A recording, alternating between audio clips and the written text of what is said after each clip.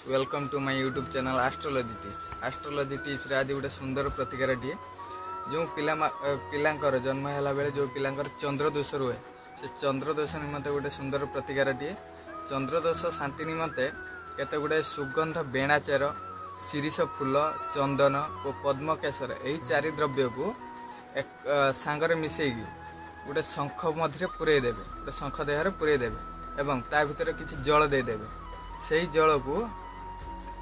जल को शंखरू काढ़ी टिके टिके पानी रे पकई गाधेबे पिलांको ता कले चंद्रदोष शांति हुए। जय जगन्नाथ। आज वीडियो टी जदि आपन वीडियो भल लगे लाइक शेयर एंड सब्सक्राइब करिए मो यूट्यूब चैनल।